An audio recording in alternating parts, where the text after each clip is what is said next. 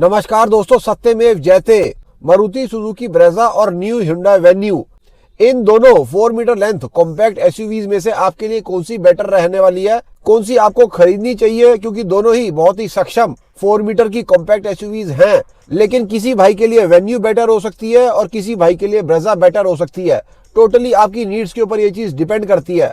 तो दोस्तों, आज वाली वीडियो का फोकस ये रहने वाला है कि किस भाई के लिए कौन सी कार बेटर रहने वाली है दोनों में से। दोनों कार्स की सारी चीजों को अच्छे से कंपेयर कर लिया जाएगा। डायमेंशन से लेके, इंजन से लेके, माइलेज से लेके, फीचर से लेके सारी चीजों को अच्छे से कंपेयर कर लेंगे और कौन सी कार आपके लिए बेटर रहने वाली है। आप वीडियो को अच्छे से देख लोगे, आपको इस चीज का भी आंसर मिल जाएगा। तो वीडियो के अंदर एंड तक बने रहना बहुत ही जरूरी है। चैनल के ऊपर अगर फर्स्ट टाइम है तो चैनल को सब्सक्राइब जरूर कर लेना, लाइक बटन को, हाई बटन को भी जरूर से दबा देना। अब अगर मैं दोनों कार्स की लेंथ की बात कर लेता हूं, मतलब आगे वाले बम्पर से लेके पीछे वाले बम्पर तक दोनों कार्स का क्या साइज डिफरेंस है। दोनों कार्स ही 4 मीटर लेंथ की कॉम्पैक्ट एसयूवीज है, तो यहाँ पर कोई भी डिफरेंस होता नहीं है।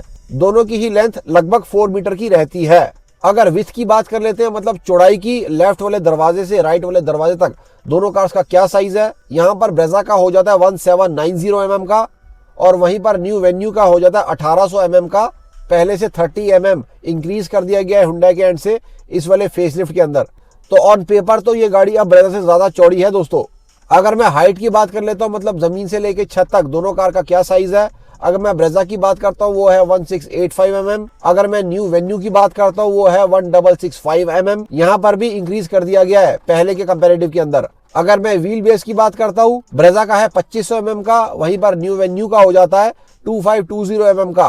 तो थोड़ा सा इंक्रीज व्हील बेस के अंदर भी किया गया है हुंडई के एंड से न्यू वाली फेसलिफ्ट के अंदर। अगर मैं बूट स्पेस की बात कर लेता हूँ तो ब्रेजा के अंदर आपको मिलता है 328 लीटर्स का। अगर मैं न्यू वेन्यू की बात करता हूँ उसके अंदर आपको मिल जाता है 345 लीटर्स का। अगर मैं जीसी की बात कर लेता हूँ, ब्रेजा का आपको मिल जाएगा 198 mm का। ऑन द अदर हैंड आपको न्यू वेन्यू के अंदर मिल जाएगा 195 mm का। जीसी का मतलब हो जाता है ग्राउंड क्लियरेंस। तो दोस्तों, अगर मैं आपको सच्चाई में बताऊं ना, तो दोनों कार्स की जो रोड प्रेजेंस है वो लगभग अब सिमिलर ही लगती है।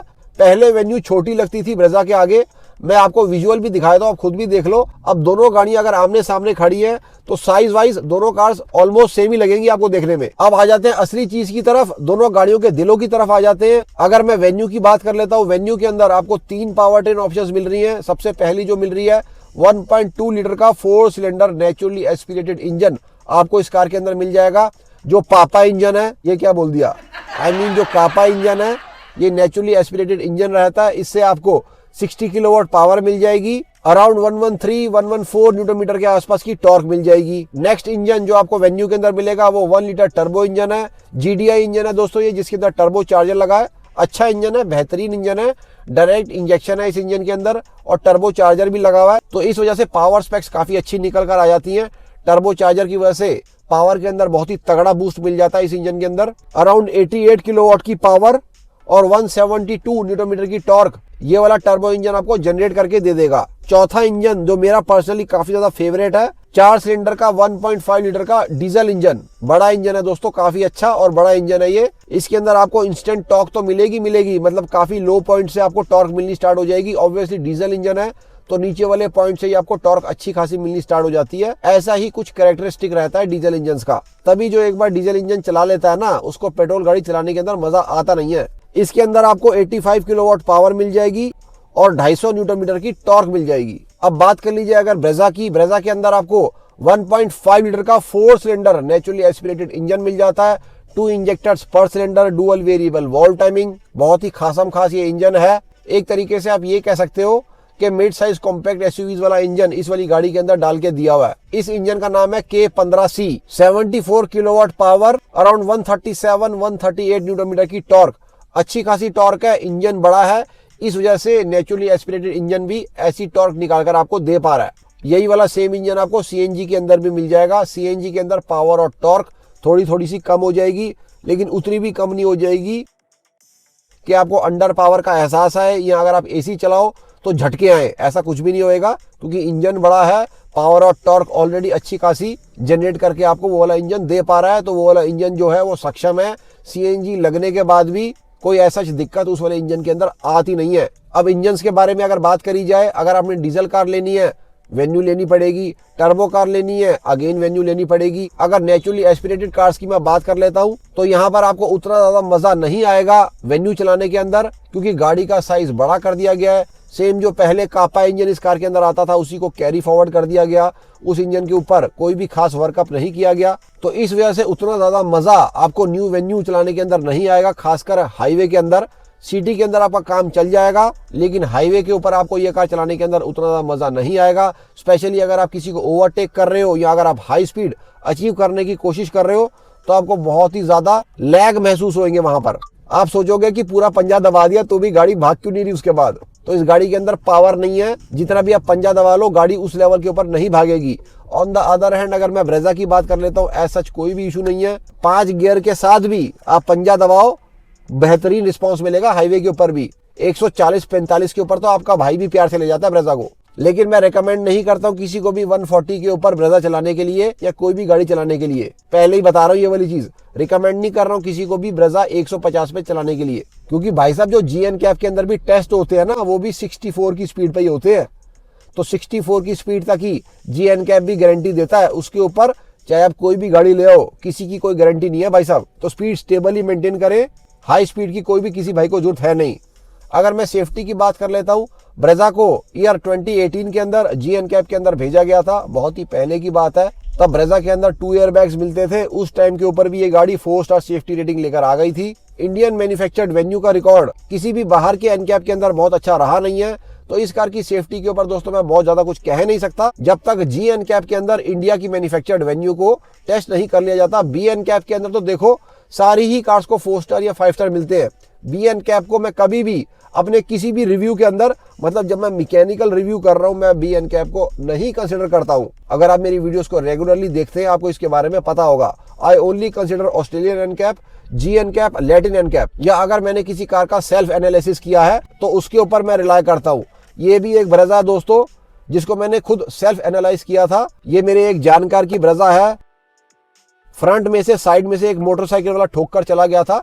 अराउंड 25-30 की स्पीड थी, फिर भी बम्पर की रेजिस्टेंस देखो, मतलब ब्रेजा के बम्पर की भी रेजिस्टेंस मच बेटर है। दोनों गाड़ियों के प्राइस की अगर मैं बात कर लेता हूं, अगर वेन्यू के HX2 वेरिएंट की बात करता हूं, ये 8 लाख एक्स शोरूम से स्टार्ट हो रहा है। ब्रेजा LXi 8.25 लाख रुपए एक्स शोरूम से स्टार्ट हो रही है। लेकिन दोनों कार्स के इंजन में जमीन आसमान का फर्क है। एक 1500 सीसी डिस्प्लेसमेंट है, एक 1200 सीसी डिस्प्लेसमेंट है। तो अगर आपको सिर्फ प्योर गाड़ी से मतलब है, इंटीरियर से मतलब नहीं है, तो आपके लिए ब्रेजा बेटर गाड़ी है। अगर आपको सिर्फ सिटी के अंदर ट्रेवल करना है, हाईवे के ऊपर अपने गाड़ी को नहीं लेकर जाना, और आपके लिए इंटीरियर बहुत ज्यादा मैटर करते हैं गाड़ी के, तो यहाँ पर आपके लिए 1.2 लीटर वेन्यू भी बेटर गाड़ी निकल कर आ सकती है। आपको हाई स्पीड से, ओवरटेकिंग ऑन द हाईवे से, इन सब चीजों से आपको मतलब नहीं है।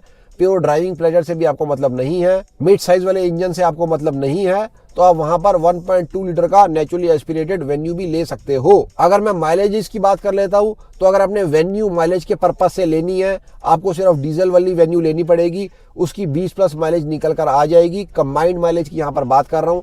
माइलेज के पर्पज से अगर आपने ब्रेजा लेनी है, गलती मत कर देना, पेट्रोल वाली ब्रेजा नहीं लेनी है। 1500 सीसी नेचुरली एस्पिरेटेड इंजन का कैरेक्टरिस्टिक ही ऐसा है, चाहे किसी भी गाड़ी के अंदर इसको डाल दिया जाए, चाहे डबल इंजेक्टर करके डाल दो, चाहे जो भी करके डाल दो, ये वाला जो इंजन है ये माइलेज के लिए उतना सक्षम नहीं है।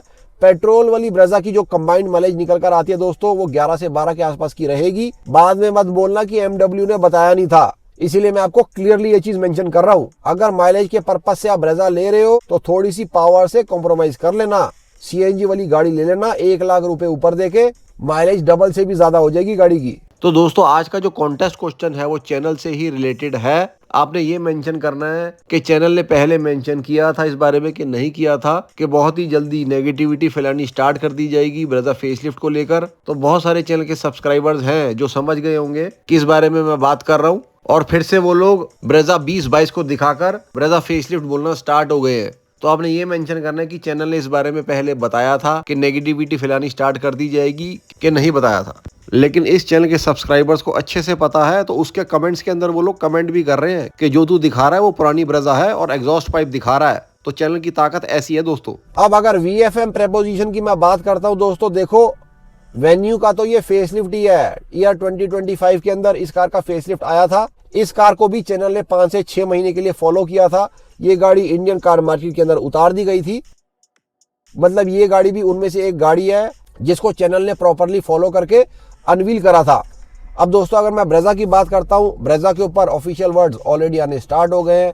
किसी भी वक्त new Brezza Indian car market के अंदर उतर सकती है। गाड़ी ऑलरेडी प्रोडक्शन रेडी है। अगर आपको न्यू वाली ब्रेजा चाहिए, मतलब ब्रेजा फेसलिफ्ट, तो आपको थोड़ा सा वेट जरूर से करना चाहिए। अगर आपको इन सब चीजों से कोई मतलब नहीं है तो अभी वाली ब्रेजा भी बहुत अच्छी है जो ईयर 2022 से आ रही है। आप अभी वाली ब्रेजा को भी ले सकते हो। एक बारी गाड़ी के पास इंटीरियर देख लेना। अगर आप इंटीरियर से सेटिस्फाइड हो तो आप गाड़ी बिल्कुल ले लेना। और ऐसा कोई भी कमी नहीं है इस गाड़ी के अंदर, ब्रेजा की दोस्तों मैं बात कर रहा हूँ। चैनल के ऊपर और भी बहुत सारा कंटेंट आप लोगों को मिल जाएगा। मारुति, टाटा, हुंडई, महिंद्रा कार्स को लेकर सारा ही जेन्युइन और ऑथेंटिक कंटेंट रहता है। अभी तक चैनल को सब्सक्राइब नहीं किया, please consider subscribing the channel. Like button को, हाई बटन को भी जरूर से दबा देना। कल फिर से मिलते हैं वीरो। जय हिंद, जय Bharat and full support to the Indian armed forces.